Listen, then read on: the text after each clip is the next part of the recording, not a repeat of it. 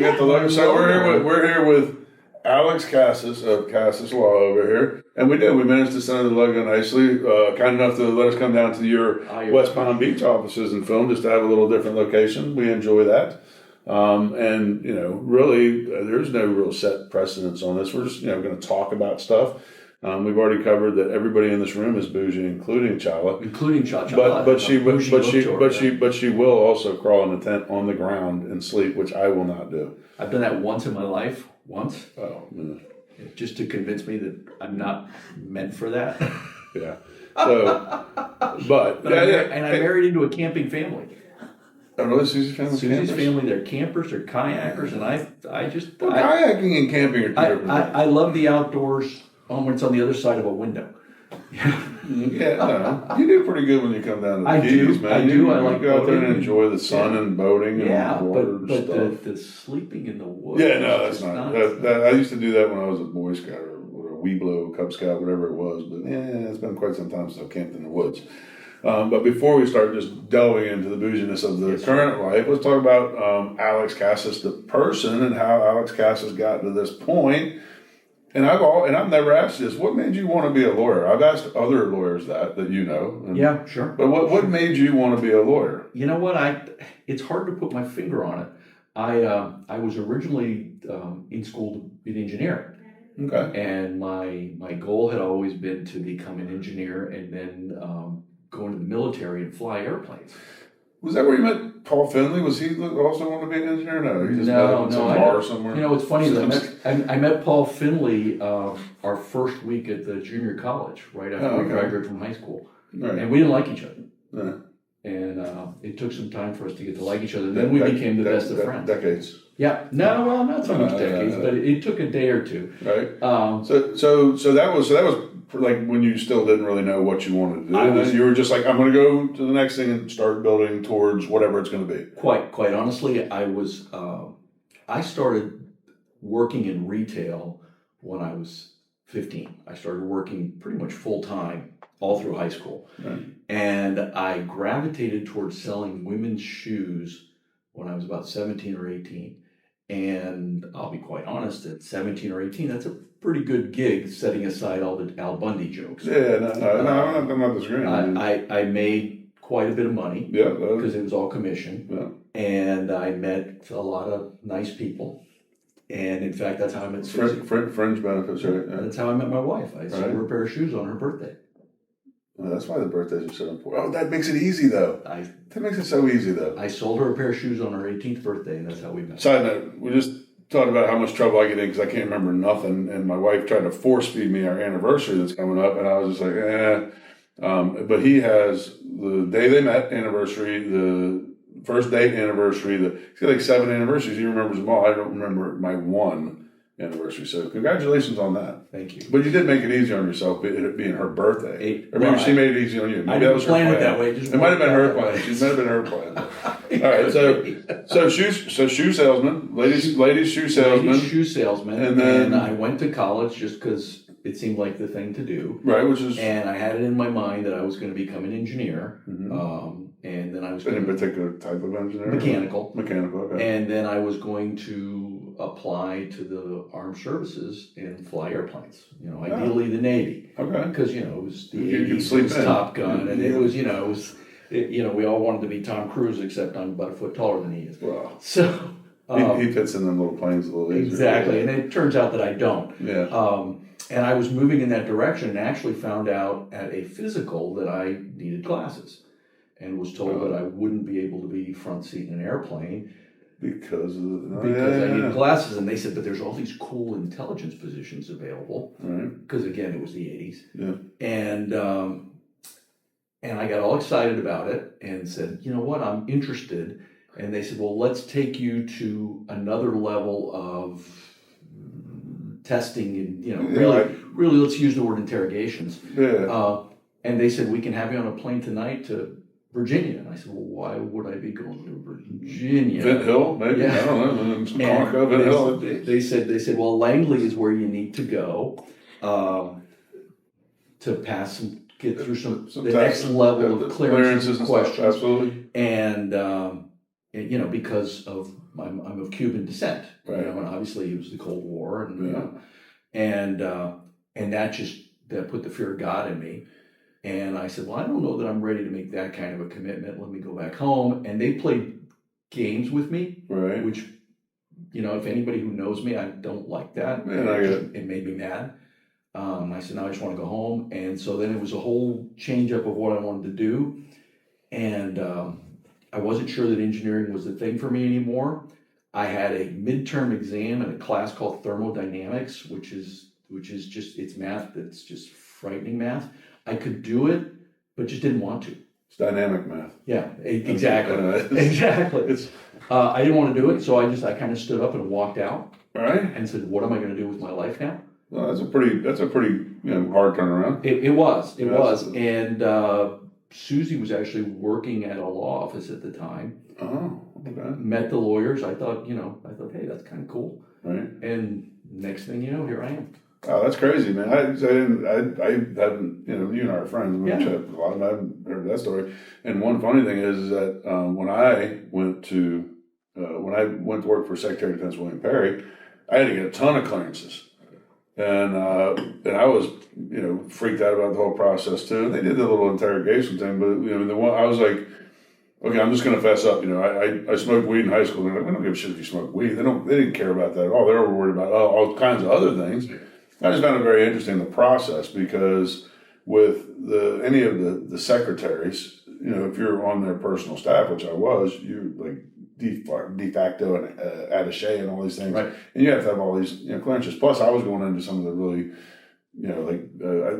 commander in chief's office and skiffs and a thing called a hemp facility, which has nothing to do with weed actually, but it has a lot to do with national security. It was super high, and I found it amazing, the process. And for me it was mind blowing, because I left when he left, and I was still there. Sending me clearances 2 years later. I'm like, I don't really need it anymore.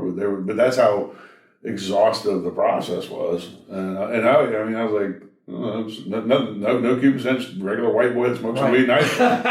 but they literally were investigating me for 6 years on some of the stuff, and then giving me. I thought, wow, that's pretty deep. It's intense. It is intense. It's intense, and it's very intimidating and scary, because they do put you in a room. I don't know if they do it with you, but they do put you in a room with some really kind of guys that have no sense of humor about anything, and they do grill you. Like, they put you through exactly what you're saying, an interrogation process, and it's intimidating, man. Well, that was the thing. I mean, in retrospect, I think it wouldn't have been a big deal to do it, but I was 21 years old, and that's terrifying. I was 23, and I was like, I was ready at any time just to get up and like, okay, I get it, I'm done. Just put me back on the bus. I give up. I'm a spy. Exactly. I mean, you get that way. It's crazy, but you do, like, you're in your mind, you start thinking, did I do anything that exactly am I going to go to jail because of something I did when I was 15? I don't know. I mean, you don't know. Yeah, and it's very, very. I was a typical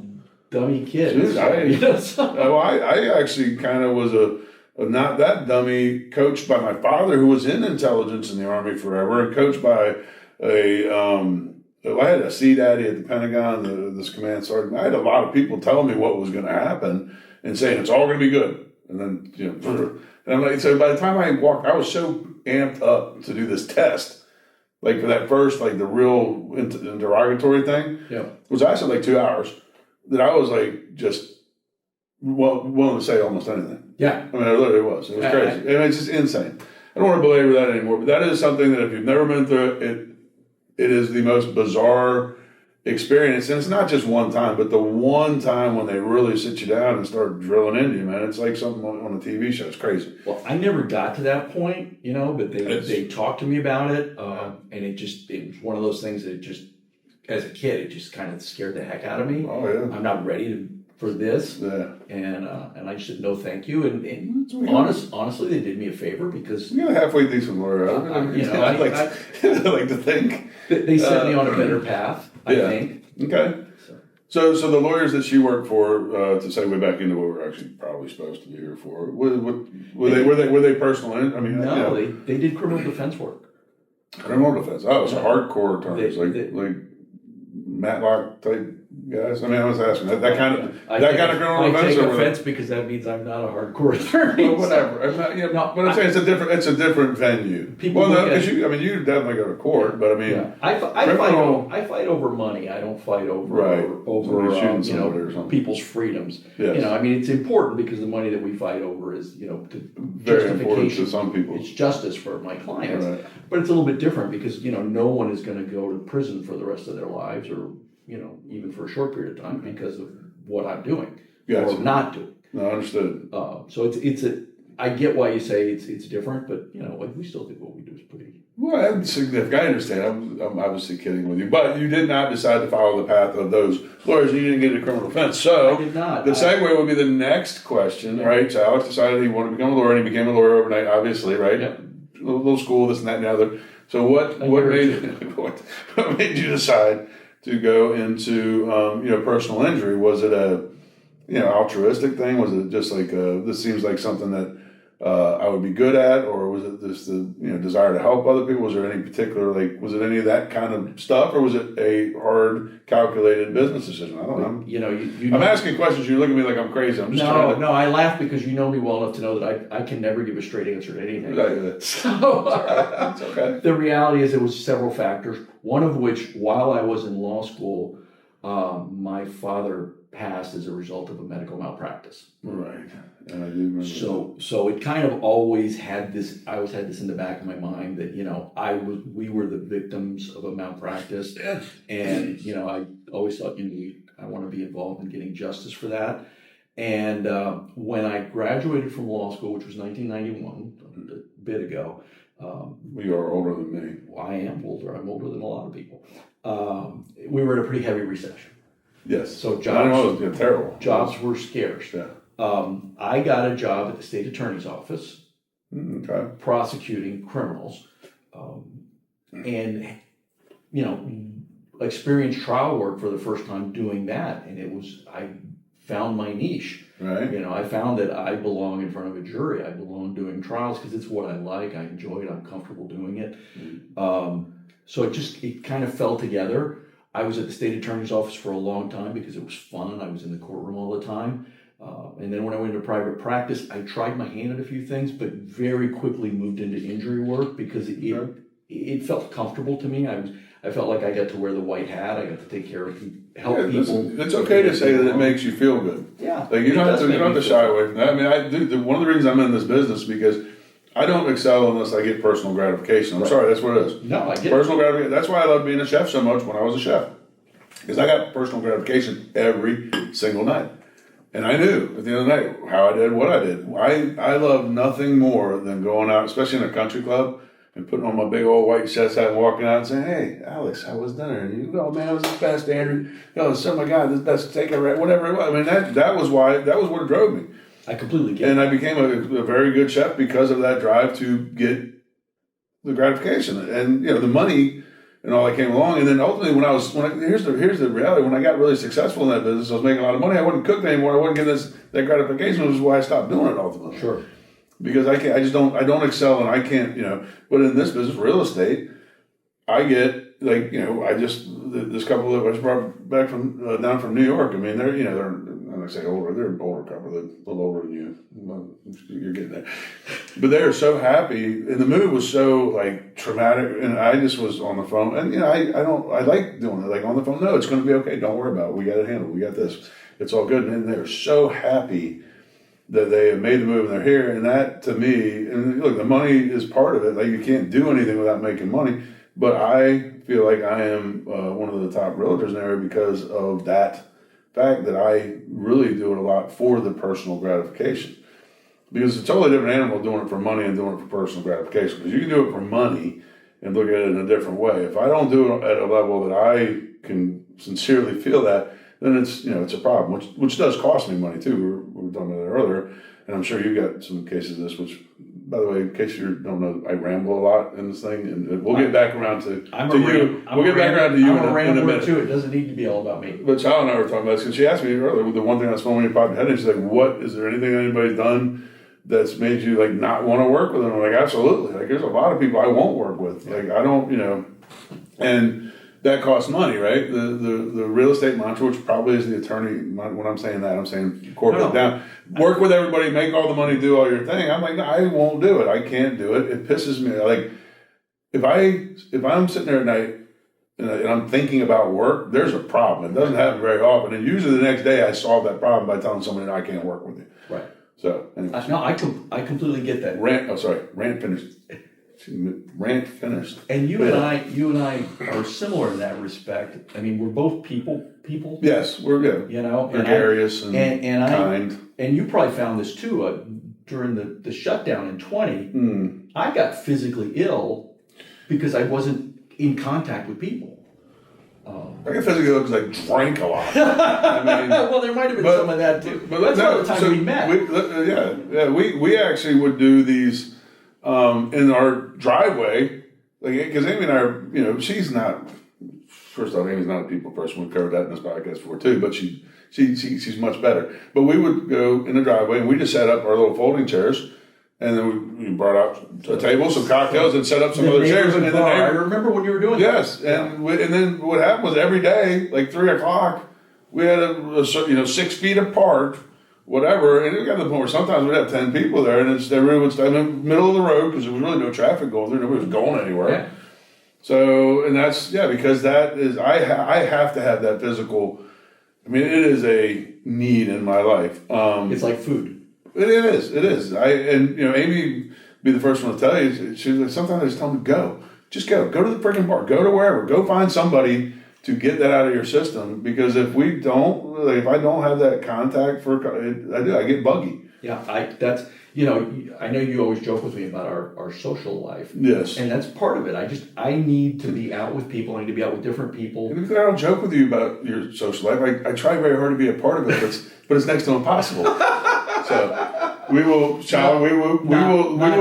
schedule dinner 3 months out to be tried, and it's also our side too. But our schedules conflict a lot. But it takes 3 months to, unlike the Johnny Myers of the world that have set appointments and stuff like that. No, that actually stopped. Oh, did it? Oh, yeah. I'm not going to get into that. No, not for a bad reason. We just, it's one of those things. You know how sometimes things just peter out. Yeah. It just kind of petered out and nobody knows why. Yeah. Nobody got mad at each other. Nobody just. Well, I love Johnny like a brother. Well, I think Johnny's schedule got busier too. I mean, he's got a lot going on right now. He has a lot going on, and he actually makes it look like I don't travel very much. I know. Like, if you're in Vail every other weekend skiing or wherever the hell he goes. Was he going to Tahoe or whatever? Like, again, the other day, I'm like, what is he? He's back in Tahoe or wherever he is skiing. Yeah.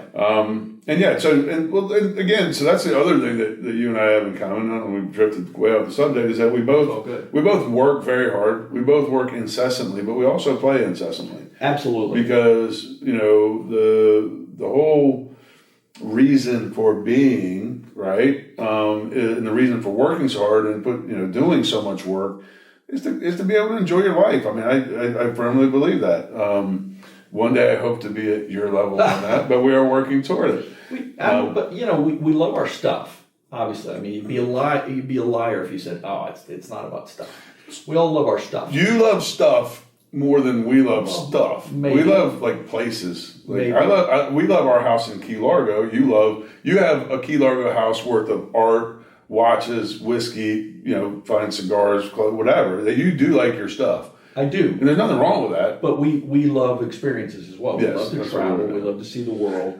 Neither one of us came from a lot. Yeah, no, and so now we're taking the opportunity to see the world. And I think that's the right way to do it. And I think that people that have a passion for whatever they do work-wise also have a passion for a lot of other things. Right. And it does make for a very busy life. I wouldn't have it any other way. That's it, right? So, and I agree with you. But on that note, I'm going to tell you this before we start rolling, but now since we're rolling, Celebrity Cruise Lines, who needs to be sponsoring this channel at some point, they just rolled out river cruises. I heard. They sent me an email, and the first person I thought of was you. Because you're big secret. They're going to go on a river cruise, right? And I just, we had looked at them for a long time. And again, we are younger than you, but not that much younger. So on that level, I think we're on the same vein. And I don't know, I just didn't like the idea. But now that celebrity's coming out with them, I'm thinking, a celebrity boat, how are we doing this? If it's a celebrity cruise, man, that's a game changer for me. Well, the one we're going to do is the the Christmas markets in December. Yeah, And we have a mutual friend, Mark Eli. Mark Eli, K&E Travel, shout out, and now Scott is business partner. I haven't met Scott yet, but I haven't met Scott either. I've talked to him on the phone and stuff, but and Hildy is amazing. Hildy, K&E Travel. He's like our best friend. Shout out. $5 more. But we were looking at doing the Christmas markets, and the river cruise really is the best way to do it. I know a guy who just did trains and went from city to city. Oh, really? Okay. But the river cruise, you sleep, you wake up in the next city. You don't go from hotel to hotel, which is why we like cruising. You're not dragging your suitcases around. Not dragging our suitcases around Germany in the winter. So we're very excited about that. We're nervous as heck, and we had this conversation about doing a river cruise. And even though I'm not young, I dropped the demographic on a river cruise. But we're excited about it, and we'll see. Are you a reader? I am a reader. You'll be fine. Yeah, bring lots of books. Well, they have a bar too. So I think the bar closes at like 8 or something. You better have a mini bar in your room. That was the first thing we looked at. We're like, the bar closes at 8. Like, what do you do after 8 then? I'll tell you. Sleep. I'll tell you a funny story about that. The first cruise we ever did when the kids were really little, we went on a Disney cruise with a group of other families, with about 4 or 5 families, and one of the families. Chaotic. Yeah, it was crazy. Yeah. But the fun thing was, one of the families, they were Disney cruisers, and they said Disney doesn't care if you, at least then, doesn't care if you bring on alcohol. Yeah, really? So, did they not have bars on the boat? They do, but they didn't care if you brought your own. So we actually had a suitcase that was a bar, and everybody contributed to it. And we had bars set up in the room with bottles, and we'd be sitting on the deck with our own little bottle. We transferred it to something more portable, right? And the waiter would come up, and I'd order a Coke and have my own rum, and he would just smile. They didn't care. Wow, that's crazy. Well, they care now. Yeah. I think all of them do. I think so. Now, I will say that, I think celebrity, you can bring on one about wine or whatever the hell it is. And, there are some, but the river cruise thing, like I said, and again, I don't want to belabor this, but I want to hear back from you. I will let you know in December because we really wanted to do it so bad. And for me, it's like, I want to go to Prague. There's places I want to go. Danube would be beautiful. I grew up on the Rhine, so I'm familiar with the Rhine or whatever. But then three things that concern us. One was that they literally said the bar closes at 8. And I'm like, okay, and what comes after that? They're like, nothing. And I'm like, sleep. Can we bring stuff from the bar? Like, can we stock our room? They're like, no, not really. I'm like, okay, well, so because we don't go to bed early. Right. Especially when we're traveling. And it's like, okay, well, what are we going to do when we're not drinking? What about the casino? No casino on the boat. There's no casino. It's not big enough. Ooh, yeah. So then now it's getting tricky. Okay, well, what about... you might have to get reacquainted. What about... Well, no, God forbid. But I'm like, what about if we don't want to do something like one of the stops? Like, you have to get off the boat for 2 hours. Yeah. So you can clean the boat and all that, and then you can get back on. I'm like, I don't want to get off the boat. Like, no, you got to get off the boat. And I'm thinking, 3 strikes and you're out, man. I don't know. Well, we'll see. I was nervous about cruising to begin with when we started cruising, and now I've taken the cruising pretty well. And I think you've done okay on that. But I'm nervous about the river cruise. But Susie really, really wanted to do these Christmas markets. Listen, and they're cool, and there's a lot of fun. The Kris Kringle marts and stuff like that, and it's a very picturesque time, but also very cold. And just not me. All right, let's move back to something like more related to the whole world, and we'll get off on another tangent. Sure. So, Alex Casas, no engineer, decides to become an attorney, works for the state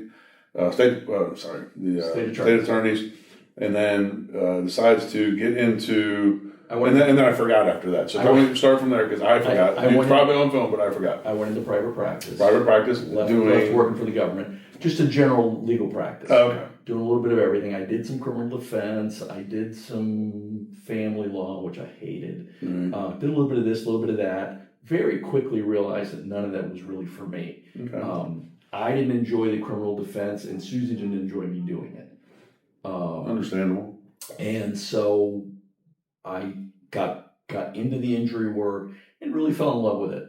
Okay. And it goes back to what you were saying about being a people person, get immediate gratification. What I like about what I do is that I meet people that are hurt through no fault of their own, and we develop a relationship. We don't necessarily become friends, but we develop a relationship, and I'm helping them go through the process. So I have 100 or so people that I'm looking out for, and that feeds that need, and it feeds that. Yeah, need. And I imagine it's much like, anybody that I do a real estate deal with, we become friendly, and we're much more than friends for that period of time, because it's an intense thing. It absolutely and it is. And most of the time for how many, and you're a fairly astute gentleman, how many homes have you purchased and sold in your lifetime? 4 or 5, but how many in the last 20 years? So it'd be kind of 2. Well, so it'd be kind of new again if you did it again. Is what I'm saying. And for most people, they don't do that. Right. Most people, it's one or Right. 2 times, and it's a very all-encompassing thing. And I just, it becomes, it is. It's a very, and I'm sure because you are putting yourself, you're injecting yourself into their life to a certain extent, because you have to do that to be able to do the job that you're going to do to help them, right that wrong, or be compensated for whatever the, and again, I don't know the right terminology, so forgive me on that. You got it. No, you got it. We become an integral part of their lives. We know more about them than oftentimes their friends know. Well, yes, and that's what I'm saying. Very intimate, super intimate. That was the word I was looking for. Super intimate. That is the word. It's a very intimate relationship. That's it. And we're looking out for them, and they're relying on us, and it comes to the point where they rely on us for things even beyond their case. Oh yeah. Because it's a normal thing. It's almost a codependent relationship. I've got some people that I think I'm there to make them dinner and stuff too. Right. Yes. I mean, I become dependent on them just because, I want to help them. I want to make sure and move their lives forward and get them the justice that they're looking for. And it's not all altruistic. I make a decent living. No, I know, yeah. But you're also a very compassionate guy, and I can see you wanting to help somebody that you're helping in any way that you can, if you can. Sure. Right? Sure. I mean, that's, there's a specific task that you have, but I can definitely see you going outside of that box a little bit with, a little help. And it's fun. It's fun. I mean, and we develop long-standing relationships with most of our clients. And in fact, this, and this is not meant to be a commercial for my firm, but we. No, I get it. I get it. It isn't. But listen, I get it. But the whole thing is, I don't do billboards. I don't do commercials. I don't do any of that. Word of mouth referral. Because we've had enough of good relationships that we have. Our clients send people to. Pretty fancy Instagram. Well, Instagram's pretty good. Yeah, but I mean, I think of that as almost necessary. It is. I mean, and look, this stuff. So for me, this thing started as, honestly, I like to have conversations with people, my friends or whatever it is, and I'm just really interested in a lot of things.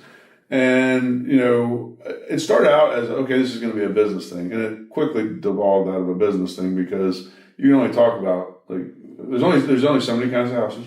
There's only so many kinds. It's like, yeah, okay, and I get bored with it, right? Yeah, sure. But, and it's not a commercial for your company, but hopefully it'll be an honest representation of who you are to those that may use you, because I think a lot of people, especially these days, they do get overblown with, and it could be Instagram, it could be Facebook, it could be, and then just Right.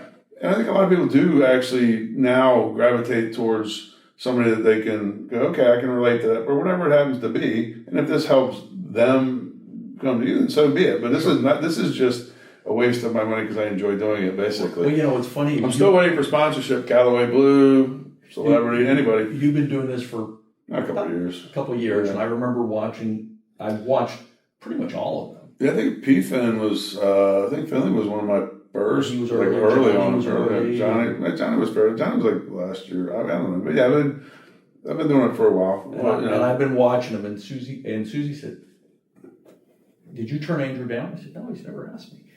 And you said it the other day, and you said something to me the other day about why I haven't been on your podcast. And I said, "Well, you've never asked." Well, on the other day, and you were sure that you'd asked me. Oh, I was sure, because I always think I asked everybody, or whatever. But no, and again, it's this is such a often outside. Hey, Josh, Yeah, and it's, what we were talking about, I never have a plan. I don't know what the hell.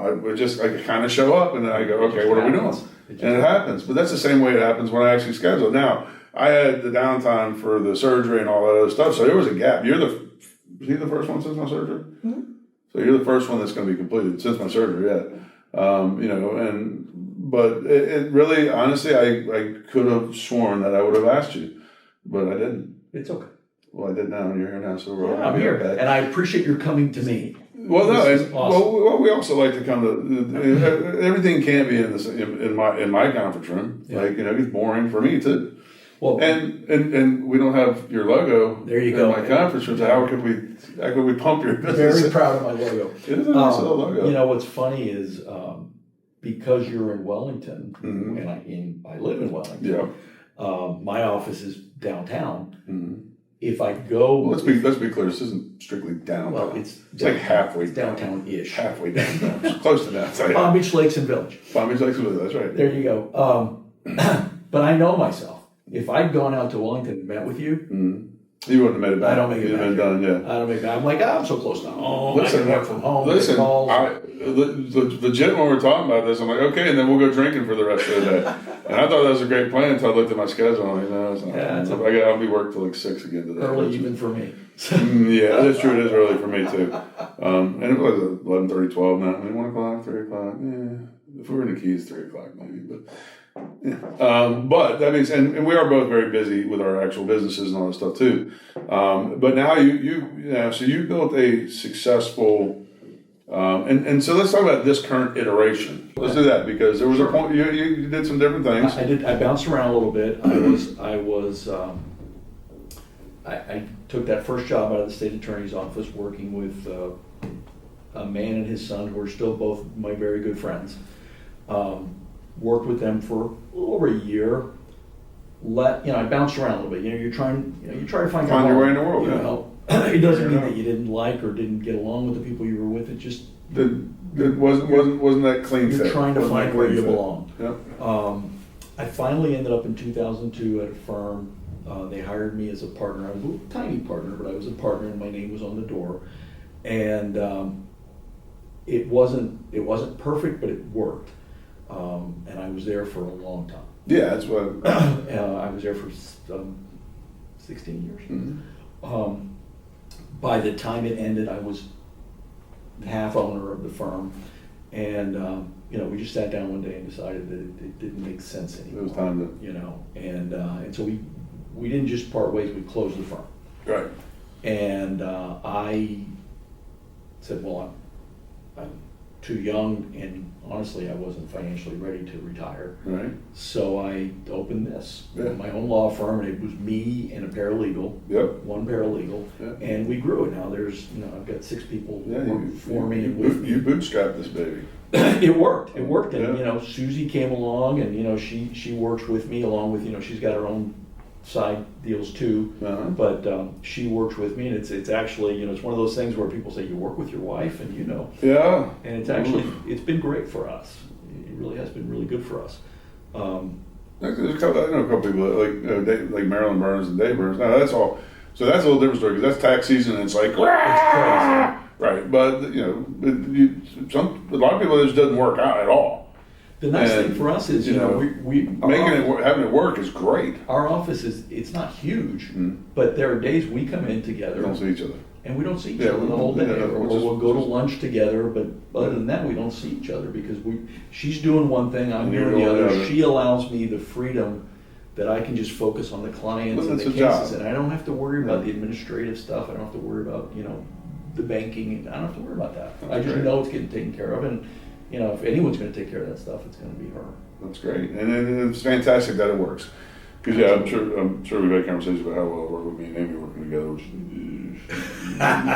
never ever will happen again. But anyway, so I think I think you should be proud of what you built. I mean, this is a successful law firm by any measuring stick, right? I could be falsely humble, but I'm not going to be. No, it doesn't make any sense. It doesn't make any sense to me. I mean, I used to I used to be that guy that was like, oh, I've never oh no, I'm not.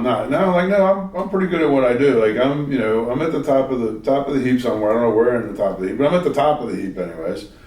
Top 10% of whatever's going on at least.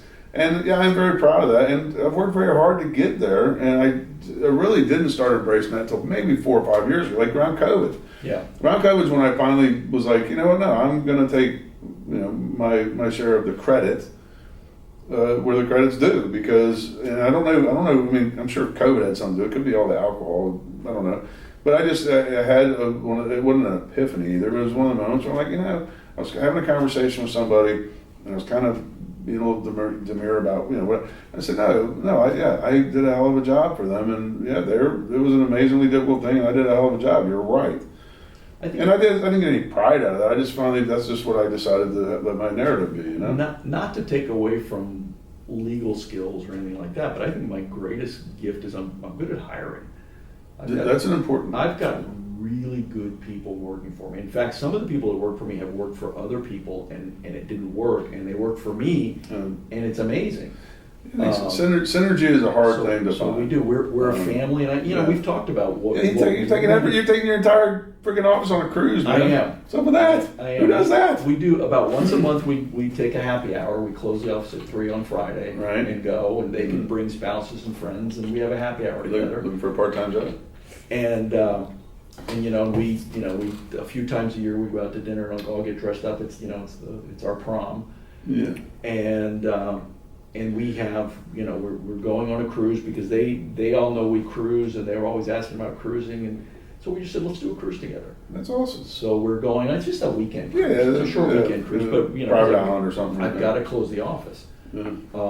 But we're leaving on Friday, coming back on Monday. Yeah. It'll be a fun getaway. We're all going to do stuff together and have fun together. I really could. I don't know. We took one of those recently that was actually pretty good. So I'm a long cruise kind of guy. I know you are. I know. It takes me a little bit to get. You're like a 10-day guy. So 10, 12 days easy. Yeah. A couple weeks is right up my alley. So here's the thing, and let's talk about business too. I mean, I still do business when I'm on a cruise. I do too. I have a team, and I end up paying them money to do stuff that I might otherwise do myself, but it gets done. I do limit my work. I mean, I get up in the morning, typically get up, open up the laptop, check whatever, send out, whatever communiques. And when I'm done with it, everybody knows that's involved, whether it's my clients or my team, that I'm on a cruise, and then I'm going to, first thing in the morning, I'm going to make sure everything's good, and then I'm also going to check in the evening. And if there is emergency type situations, they know to get hold of Maria, and Maria will SMS me, because SMS works for free everywhere. Anywhere you are. Which is unfortunate. So does WhatsApp. It's very unfortunate that I figured that. Well, yeah, WhatsApp has actually become, also, we use that sometimes too. But the reality is that, so when I'm cruising, it takes me several days to actually unwind all the. I get it. And then right? Yeah. So 3-day cruise meal was like, it's not enough time. Yeah, it's not enough time. But we had I don't remember what the reason was, but it was some kind of either a great deal or, Mark called. Hey, so we decided to take it. And all we did was basically around the water and then the private island. Right. I'm not even sure that Susan and I were to get off the boat. Yeah, well, we don't get off the boat a lot of times now, too. But I will tell you what, and Celebrity, and also Royal Caribbean, whatever, the Coco Cay. Yeah, they're all. Yeah, that's pretty nice, man. They have a bunch of different types of beaches. That lagoon is, it's they don't have a place for me and my cigar. They have smoking. It's like people were smoking cigars there at the private adult only part. Okay, because the last time I went, I had to sit off next to one of the cabanas, like remember the old days where the smoker sat outside the building. I well, it's like on a cruise. If you want a cigar, you're going to be on the back of the boat, top left, top right. They switch it up, whatever. Yeah. But that is what that is. But no, there were people up there in that. And it's the adults only one with the lagoon. I don't know which part it is. But they were smoking on stogies, and they weren't like in the pool or whatever, or in the water. I guess it seemed like it was a rather large area, because there was several people out there smoking cigars. Well, I'm gonna have to find out. They have a Cuban hotline for that, because I'm saying because all my Cuban friends smoke cigars. I don't have any Cuban friends that don't smoke cigars to one level or another. Now you are much bougier, which we'll get into again. And some of them are like Tiparillo is great, whatever. But I don't have a Cuban friend that doesn't smoke cigars. And I just feel like it's a very Cuban thing. It's in our blood. I think it is, because I mean, literally, when you think of cigars, you think of Cuban cigars, right? So I call it the Cuban hotline too, because back when I used to be able to smoke cigars, which I can't anymore because I learned that they take me back to smoking cigarettes, which I loved, but I quit a long time ago. Unless I have a cigar and then I want a cigarette. Good for you. Right. So, but when I was smoking cigars, I had the Cuban hotline because I just called one of my Cuban friends and said, hey man, I need some cigars. And he's like, oh, I got greens. I'm like, I don't know what green is, but give me one. I know what that means, but I'll take one. That's right. I don't know what it means, but I'll take one. Well, you know, and they would be, so it's kind of like you. You're very boisterous and whatever. You're not giving out cigars typically. But they would be so very excited to bring them to me and then tell me all about them and stuff. And I'm like, awesome. Can I light it up and see if I like it? I'm happy to give you a cigar. No one ever, you know. I know, but I can't. I can't smoke. Marijuana seems to be fine, but cigars, no. But they happened to me twice. So I started smoking when I was 8 years old. Full disclosure, 8 years old in Germany. Whatever it happened. And then when I was 30. I guess around 34, I guess, because it was Amy's 30th birthday that we quit smoking. And she was very against it. She was like, I don't want to quit smoking. I love my cigarettes. Love my Marlboros, whatever. Yeah. Right. And I forced her, because I'm like, if you don't quit, I can't quit. We go back, and the first thing we did the laser thing, which was kind of fun. And so it worked? She had smoked cigarettes since that day. Wow. Me, on the other hand, a little more problematic. A little more addictive. Well, I'm addicted to everything. I literally get addicted to everything. So I make her quit on her 30th birthday, and they go, don't drink for like a week. Don't go around people that are smoking. Don't whatever. It's her 30th birthday. The house is packed that evening with 30 people. You know how I throw parties. I don't do a lot of parties, but I throw a party. It's big. You throw a good party. It's about as many people as I can fit in there, and that's it, right? And everybody's drinking, and everybody's smoking, because that was back then. I'm not as old as you again, but I'm not young anymore. So back then, everybody back then everybody smoked. I like to keep reminding myself of that. Back then, everybody smoked, man. Yeah. Like everybody smoked. And so we go back, and I'm already freaking jonesing because I'm drunk now, and I haven't had a cigarette. You need it in 6 hours. Yeah. And she's like, whatever, no cigarette since then. Really? And other than that, my father, and I'm going to get tubes, whatever. But my father, same thing, smoked for 58 years. They tell you, throw away your cigarettes when you come in, throw away your lighters, blah, blah. And he's like, no, I'm not doing it. Bel Air's right there with the lighter, right? He goes through it, and my mom forces him to go up there on Mother's Day, whatever year it was. He walks in, he's like, bullshit, whatever. Do your thing, right? 2 days later, still got this, had that work, Dad. I'm like, I haven't had one. I said, well, why are you still carrying it around? He's like, I don't know, I might want one. And it took him like 3 or 4 days. And then 3 or 4 days later, he finally took him out and threw him away. Because he was bound and determined that he was going to want to smoke again, and he just never did. Now, me, first thing I did is I said, okay, I'm not smoking cigarettes anymore. I went and played golf like 2 days later and had a stogie. Yeah. And I was a smoker again. Because, So the second thing I did is I go out and I was chefing as a career then, so I had all these gloves like that we would use for them. So I threw some in the back of my car because my brilliant ass goes, if I wear these gloves, Amy won't know I'm smoking.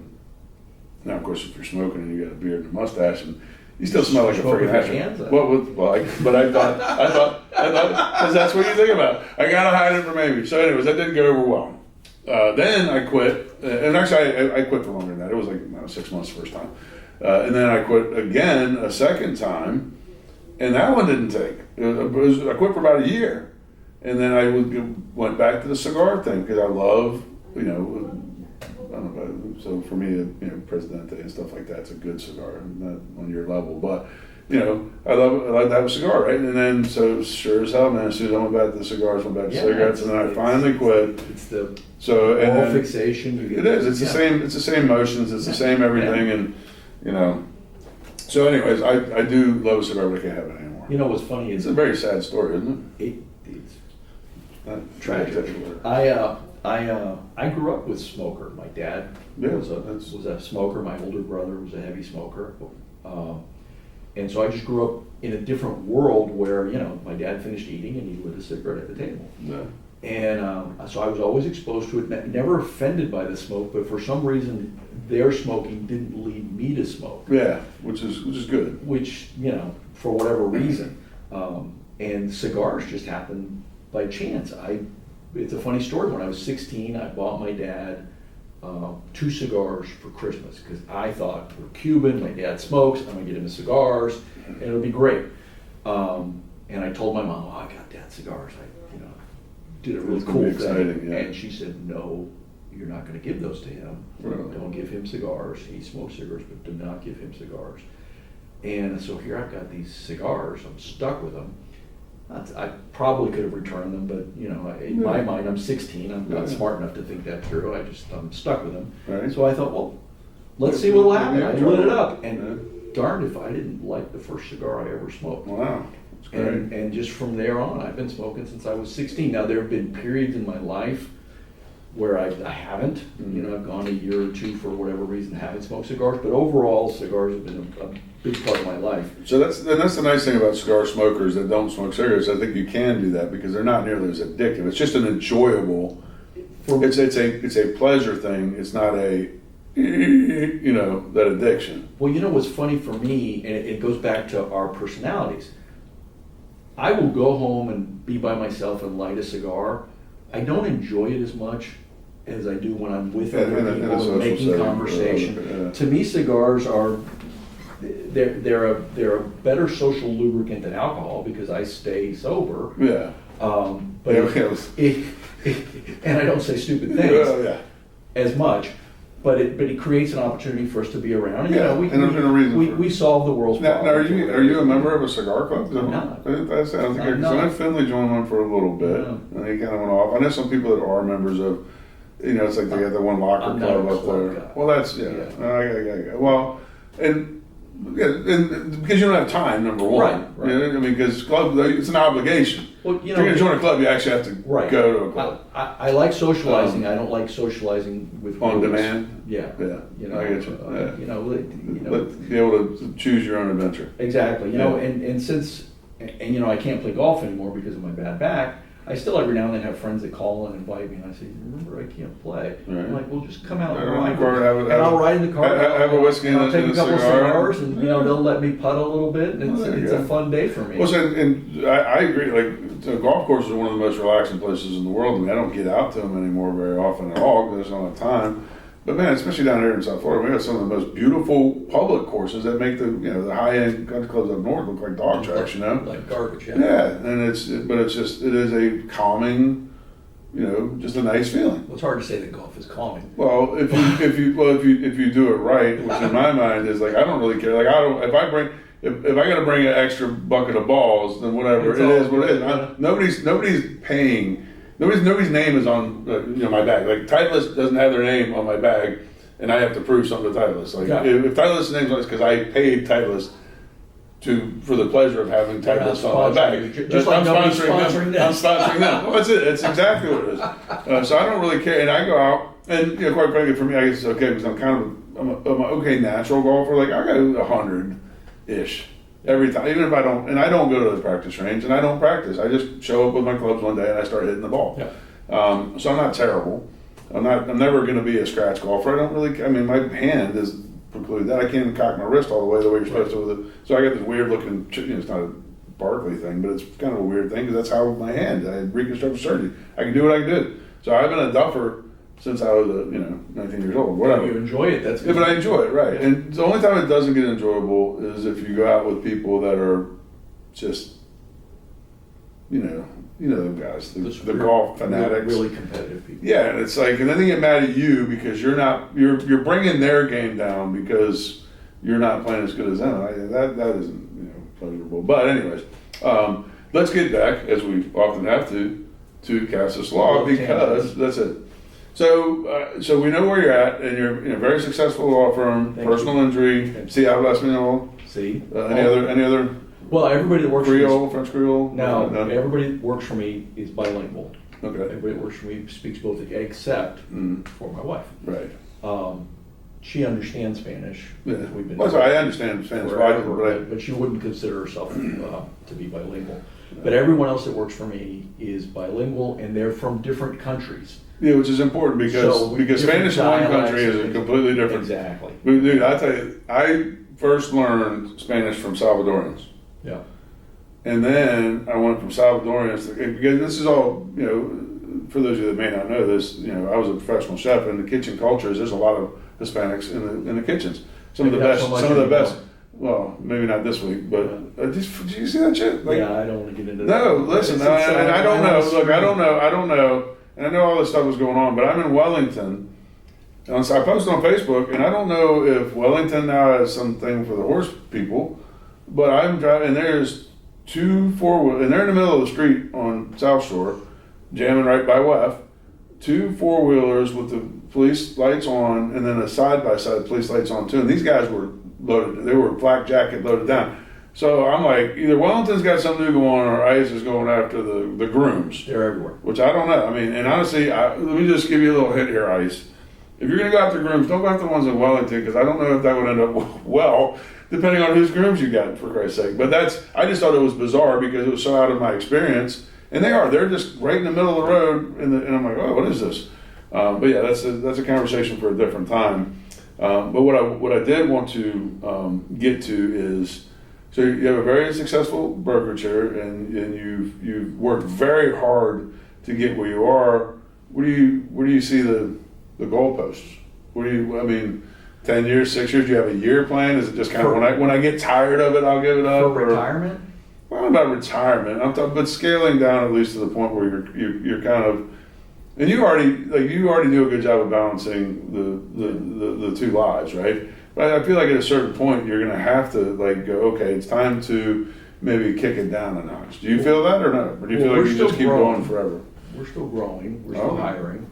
Just hired another staff person. Okay. So pardon me, I'm going to digress again. Sure. The good-looking young kid that a young kid, whatever. That I see on. He's my associate. Is he an attorney? Okay, so is he bucking for name recognition? Like, where are we at on that? You'd have to ask him, but I expect that he is. Well, I was asking. I don't know what you're. Are you going to do the Casas and whatever thing? Like, you going to go to that point? I think probably. Okay. To say I haven't thought that through is a little bit disingenuous. You thought about it, but I just haven't made final decisions. Gotcha. We're still growing. We're still trying to figure out what we're going to be when we grow up. Okay. Not sure that we're there yet, okay. But we're working on it. And like I said, I got a great crew, good people, and Nick's done a great job. I mean, Nick has grown. He was an attorney. He came to me as an experienced attorney. He had his own firm in Brooklyn for 10 years. Okay. Moved down to South Florida, bounced around a little bit. We ended up meeting each other, and it seemed like it was going to work, and it has worked. Okay. It's worked very well. He does a great job, and he is the reason that I'm able to do some of the stuff. Things that I do. Starting to do it a little more, enjoy it a little bit more. I'm able to be gone a little bit more than I normally would be. Okay. Like you, when I'm gone, I follow my emails. Rely on the team. I'm in touch with my team. There's always going to be. I wake up in the morning and I check my emails and I send emails. Yeah, I have to do that. It would go insane if I couldn't do that first thing in the morning. I would be like, ah. And then there'll be a time towards not at night, but towards the end of the day, right, where I do it again. Yeah, just and then everyone knows that depending on which direction I've traveled, there'll be a time during the day where I'm openly available. You don't need a reason. If you need me, you need me. And then other than that, if it's an emergency, let me know. Yeah.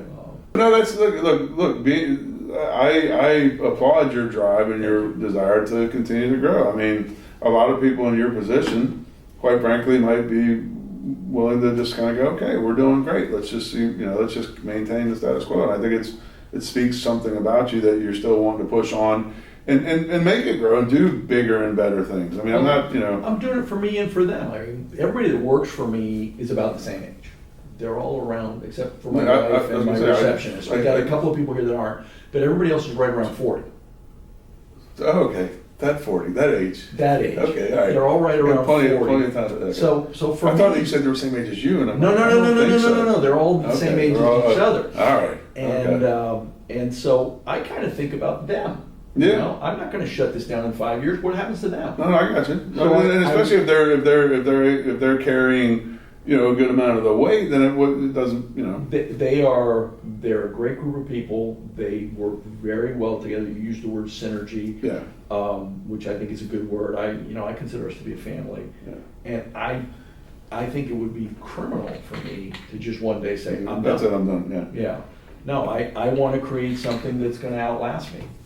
We don't get to do many things that are significant legacy. Yeah, significant. Yeah, like I said, and I think this is my legacy, and I'm absolutely. It's definitely part of your legacy for sure. I mean, you're gonna have a lot of different little things to hang on. I've got great kids. Great kids. That's it. But this is part of it, and this is something that is given to other people. Yeah, well, and that's something that and again, I think that you're also the kind of person that's very hard.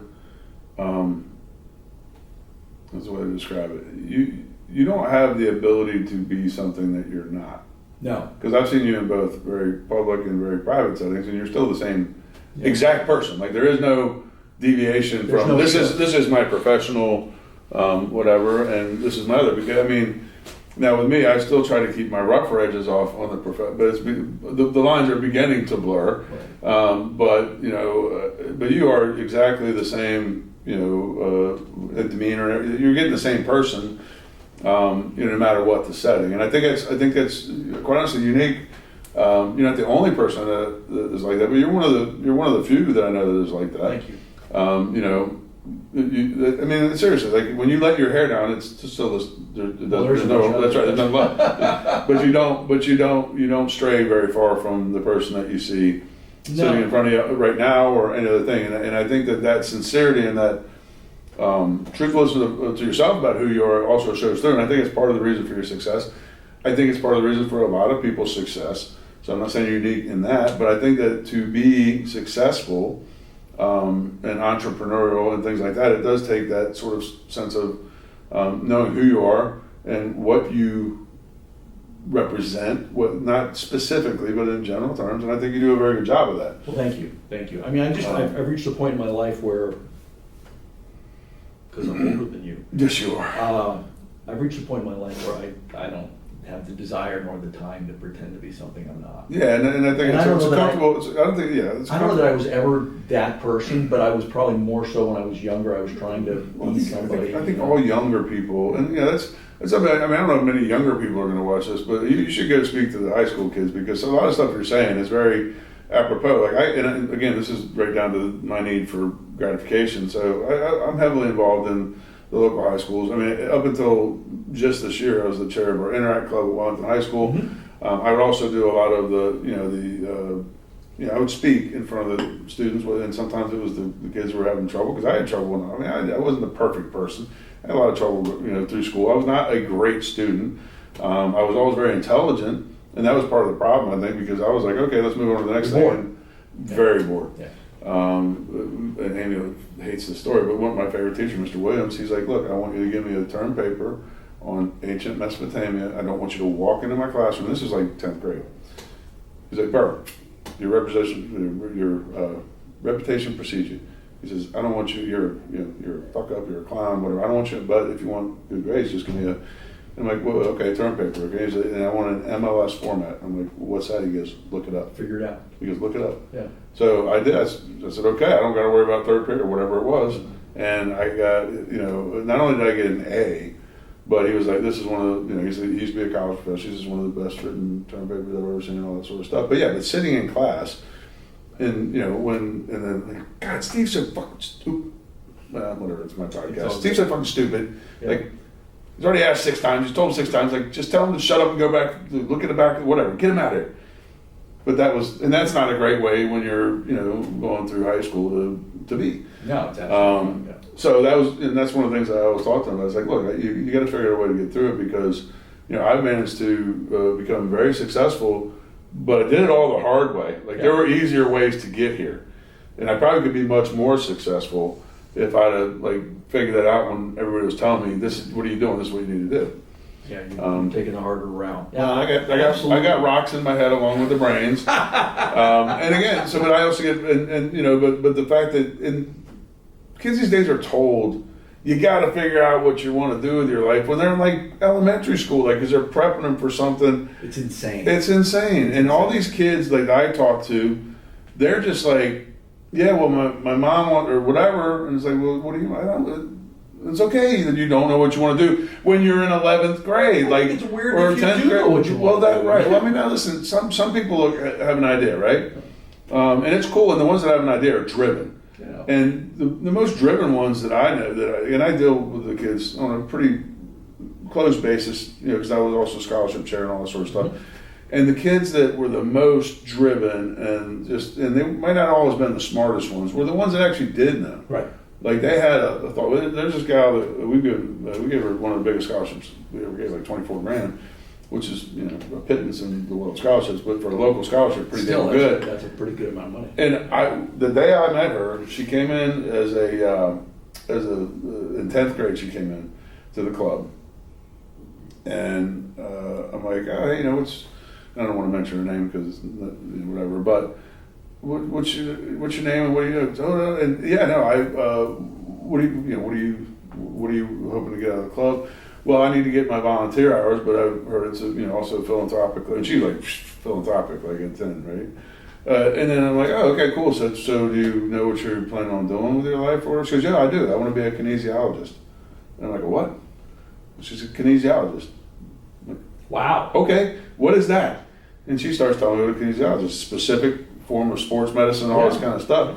And she was driven at that age to do that because she had her mother had a sports injury and she had a friend that had a sports injury, and she's like, it's mind-boggling to me that we can't fix this with all the technology and all we have, so I'm going to get to the point where I can fix it. It's amazing somebody that has that kind of focus. Alabama, wow, blown it away. She is so involved in everything too, but she is crushing it. And now she's going to her undergrad, and she's like already like got her name on some things. That's it's incredible, and that is very again gratifying. Well, it's right? That you're a part of that. You were there when it began. By association, it's like I'm literally getting a little chills talking about this chick and what she's doing at her age, man. It's amazing. Super cool. But I digressed again. So. Now let's talk about some of my favorite things, because we've skirted around the edges of bouginess long enough. And so my friend Alex. Well, listen. Well, I just like it because it rolls off the tongue. I mean, there's lots of ways to describe that. You fortunately have the ability to enjoy some of the finer things in life, and whether that's one thing, two things, five things, or whatever. Like I said, she still sleeps on the ground, yet she won't stay in a cheap hotel. So that's right. Is that bougie? I think maybe. I don't know. think nature counts as a cheap hotel. No, she said, I still sleep on the ground, I still play in the dirt, but I will not stay in a cheap hotel. I won't stay in Days Inn. And to me, that's just weird. I don't know if it's bougie, but it's just weird because I won't sleep on the ground. Yeah. And me too. I stopped eating dirt several years ago. And I am the first one to say that the older I get, the more bougie I get. And thank gosh I make enough money to, be able to do some of the things I get to do, because it is quite fun, but it's also quite, I still feel sheepish and like sometimes like, oh, I can't believe I'm indulging in this, right? First time I got a manicure. I actually get pedicures. Do you? See, I don't know. Mostly because I can't reach. I haven't been able to bring myself to the pedicure yet, but maybe soon. I want to go to one place where little fish bite off all your whatever's like the people. I think it'd be just fun. No, Susie convinced me. Did you do the little fish things? No, I wouldn't do that. But Susie convinced me to do the pedicures. What color do you get? And it depends on the day. You got to go by the season. But I was weirded out by it. Yeah, I'm weirded out by it. And the funny thing is, I will put on the magic cream and put on socks and sleep overnight because I've lived a lot of my life in flip flops and my heels get. You can't have the cracks. Yeah, you can't have the cracks. Right? But apparently, that's like the pedicure. That's like a big part of it is they take the razor blade and scrape all your whatever. I don't know. I mean, that's what I see. No, but I'm still weirded out about it. No razor blades on me. No. But Susie just convinced me to do it because I've got a lousy back. Yes. As you know, so honestly, it's not about my belly; it's about my back. Yeah, you can get down, you can't get back up. Toenails is hard. Yeah. That's weird, right? No, it's and she convinced me to do it. We've got this lovely young lady that's in one of the places out in Wellington who does Susie's nails, and she started doing my toes. And I feel a little odd because I'm usually the only guy in there. So that wouldn't bother me. It's just somebody messing with my feet. Yeah, well, there's that. Even when I get a massage, like they get down around my feet, and it's either tickly or it's whatever, and I'm just like, you can just skip them. I don't know. There's all the different layers of why it's weird, but at the same time, it's very nice, and she's, she converses with me, and and I do it. That's a little bit bougie though, because how much does it cost you for a pedicure, Alex? I have no idea. Because I don't either. I'm on you on that. I don't know my wife. My wife knows all those numbers.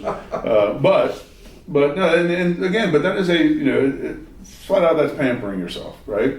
And I feel like I have to pamper myself because if not, who's going to do it, right? And I don't mind, and I don't. Sometimes it just feels good to go get a manicure, so I just go, you know what, I'm going to get one, and that's it, right? I've never gotten a manicure. Well, that's not true. I got a manicure before we got married. For my wedding day, I got a manicure, but since then I've not done it. I have weak cuticles or something. I don't know. Some manicure. I don't really know.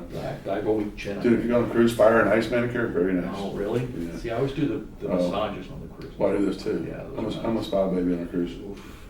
And that's the nice thing. I can see that. So here's the thing on a cruise. For me on a cruise, like I am pampering myself as much as possible because that's what I'm there for. Yeah. So I will go all out and do all this stuff. We're fine, we had this conversation. Yeah. We're upgraded dining almost every night. Yeah, I know you do. Yeah. We're, so I am much more spa than Amy. Amy will go do whatever, but she could really take her. She gets a massage like regularly though here, and I don't just because I don't have the time. For me, it's honestly, this is how bad I am. There was this one gal that worked at Massage Envy, and she, amazing. And I got so spoiled with her that, I don't know, she left and moved on with her life, unfortunately. If you'd like to come back, you know who you are, or I'll just pay you separately for massages, because she's the only person that really, and she would do like shit like, okay, where's the problem? I don't know. I don't really feel like I have a problem. And then she'd go, okay, let's find out. And she'd start doing something. The next thing she goes, whatever. We found the problem. Yeah, and she's wrenching my leg and my shoulder is whatever. So it was the whole thing. But she had me down. And then like she left, and then I went to another one. I was like, oh, she's terrible. Went to another one. Not the same. And I just stopped getting massages because I was so spoiled by her that I'm with you. If a halfway massage, or when they're just lightly touching you, I feel like I've lost an hour of my life. I wasted an hour. But what I will say is about massages on cruise ships, it doesn't. And again, let's be honest, I don't really cruise on much anything about the celebrities. I don't know how the rest of them are, but the masseuses on those cruise ships are excellent, always good. Yeah. And if I get one of them to get land based, I would go see them regularly. But it's not, and it's kind of weird because the craziest phenomenon is, and there's a lot of Filipinos that work on cruise ships. It's just what it is too. And but the smaller Filipino women with like little, they get in there. They get into nooks and crannies, man, and they will work you out. And they are some of the best masseuses ever. So if I see a Filipino masseuse there, I will go. I want her, right? And right. And I'll do an extra additional massage just because I'm like, oh yeah. And then by the time I walk off a cruise, I'm like jelly. Yeah. Well, at the end of the massage, they always say, well, we recommend you get the add-on panoply of products. Yeah. Or you can just schedule another massage. Well, that's it. And I always go, wow. If it's good, I immediately, yes. If it's a good massage, I will immediately schedule another massage. So then that's another part. Business is what it is. Whatever. It's a great word, bougie. But the reality is that being able to avail yourself of some of the nicer things is great, and that's why I and Amy and I both have decided that celebrity is what we're going to cruise because we know we're happy there. We really like it. Is what it is. We really like it. It's our demographic. It's our age. Yep. It works. Hotels were Hilton people. Yeah. I mean, because I have walked into lots of different brands. One brand that I work for, Marriott. I mean, I wasn't in the hotel side. I was in the managed services. But I've walked into Marriotts that just weren't that great. I've never walked into a Hilton, and if I did walk into a Hilton that had an issue, I made a call. And they got fixed. It was like, yeah, right, yeah. And that's, so for me, that's my standard. Like, I want that standard. And I'm sure there's nicer places too, but I also, and I don't know, we occasionally might stay in like a really, really fun, but I mean, that's just it's your comfort zone. Yeah. It's like Goldilocks. And we're both also foodies. Yep. Both like to eat again. We're probably way worse on that tip than you guys. Because again, we'll go on a cruise for 12 nights, and I'll pay for 10 nights of upgraded dining, and the dining is just fine. Yeah. In the venues that are already there for dining, and it's very good. I mean, we mix it up a little bit. We'll do the upgraded dining, but for the most part, we'll do the upgraded dining a few nights, and then we'll do the regular dining because I don't do the buffet. I am not a buffet guy. I'll actually do the buffet, and here's why. And particularly, and I'm assuming most cruise lines like this, but if you want real authentic Indian food or something. Man, I tell you what, the buffet, you just go to the Indian station and you look, every crew member is, that's where they eat. That's right. And then it's just so good, and it's so... You make a good point. We also hit it for breakfast because we always sleep in. Yes. Yeah. And look, breakfast, and you can always get 3 fresh eggs, scrambled, whatever. How hard is that? Yeah. What I will say about Celebrity is, we were talking about it, it's the dining, it's the experience. It's so many things that we have done shorter cruises, but whenever we do one of the longer cruises like you do, we make lifelong friends. Oh, absolutely. We have, every cruise we've done, we've met people that have remained our friends, and we vacationed together after that. We did a cruise to Iceland, met a couple who were American expats living in Roatan, and now we've visited them in Roatan. Yeah. They're supposed to come here to Florida to visit us, and they've become great friends. And the last cruise we did, we met a couple from Houston, and they're great friends, and we keep in touch, and we're trying to find a place where we can meet and vacation together. Yes, and cruising is two different ways generally in my experience. People who cruise one way or the other, they either embrace the whole process or they're just kind of out there to get away from everybody, and it's a very private type, which is okay too. We do that sometimes. Sometimes it depends on our mood, I guess. Right. But we've definitely gone on cruises where we haven't really... It's just me and her, and that's it. And we're fine with that. We did the New Year's cruise. We told you about that, and that was the one cruise we intentionally didn't make friends. And it's not that we were feeling unfriendly. We just wanted it to be about us. No, I got you. And we just had our time together. Didn't sit with other people. Incidentally, my daughter felt that way too, so she decided. So we didn't see it. We were on the same boat. We never saw each other. No, she saw you. She said, "Oh, I saw them one time." Oh, that's funny. Like on an elevator or something. And so why didn't you say hi? She's like, "I don't know. I just didn't." So to be clear, that they were on the same. My mother and my daughter were on the same New Year's cruise, and my mother and my daughter literally had so much shit. They exhausting. They missed one of the things that they were really excited about that they booked and paid for because they were so busy doing other shit. They didn't realize until 2 hours later. Hey, we were supposed to go to it was a grab box making thing. I don't remember what the hell it was, but and Meg's and then we're like, damn it, we missed it. It's you paid for it. It was on your thing. They gave you tickets that were on your door. How did we just got caught up? Yeah. So, anyways, but that's But cruising is and now travel. You're starting to. We're trying to travel. You're starting to get into travel, which is our mutual friend Mickey Smith. Mickey makes it like an Olympic sport. Yeah, he's taken traveling to a whole other level. Oh yes, and good for him, by the way. Yeah, I think they're somewhere now. They're somewhere now. Patagonia or some shit. I don't know. I think it is Patagonia. Somewhere with an exotic name, I'm sure. But we're trying to get out more. We're trying to see more of the world. Like I said, we didn't both, neither one of us came from a whole lot of money. Yep. And, I usually tell people that my life is better than I deserve for it to be. Sometimes I believe that to be true. And don't tell me I deserve it, because what I mean by that is, not everybody lives the life. No, and I agree. And that's what I said. I get bashful about some of the stuff I do sometimes because I know other people can't do it. And I feel guilt. Right. So I do. I will legit feel guilt about doing something sometimes because it's do I really deserve this? And then you got to kind of tell yourself, yeah, I do. Or if I don't deserve it, at least I worked hard to get it anyways. And I guess what I mean by that more than anything else is I don't think the whole world needs to know everything I have or everything. True, and I understand it too. And it's not because I'm embarrassed about it. It's just because I don't want to be that guy. No, I understand. I enjoy my life. We probably shouldn't have had this conversation. No, it's perfectly fine. I enjoy my life. I like art. I know. We're highwaymen are because it's meaningful to me. I think I told you once before that my dad, when he retired, he started painting, and he does landscape work. That's one of my dad's paintings. Okay, so there you go. That's his. And we were wondering about and that. so it just, and I see the highwaymen, and there's similarities. Yeah. And so it speaks to me. So to me, it's not just buying art that is potentially an investment, but it's owning a piece of my dad's legacy, And so that's why it's meaningful to me. But I do the things I do, not because I think I'm fancy or anything like that. I just do it because it makes me happy and I'm able to. And again, I just like to use bougie as a word because it's a fun word. I know it might. But again, so there, and you can use whatever. But there is a satisfaction to get to that point where you've worked so hard to get to where you can sort of do some of that stuff. You can do and have things that you couldn't do and have when you were But it's not easy. It's that's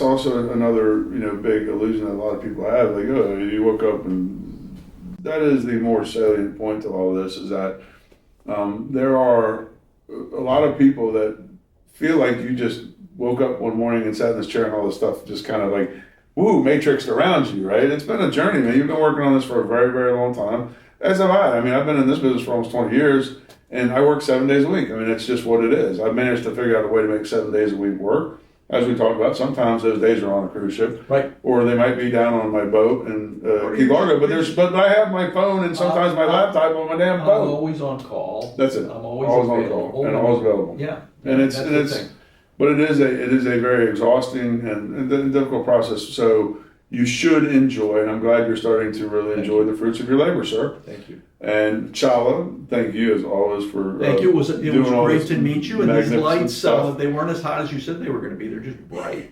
Well, I think somebody turned the air down there. They are very bright. You can't really look directly into them very much. Because then you get the little shiny things. But thank you, Alex Casas, and thank you. And we will see you guys whenever we decide to do this next time. So thanks for coming. I appreciate it. All right, a lot of fun. Sounds good. Thanks, Chala. All right. Hey guys, thank you for tuning in to Living in South Florida Does Not Suck.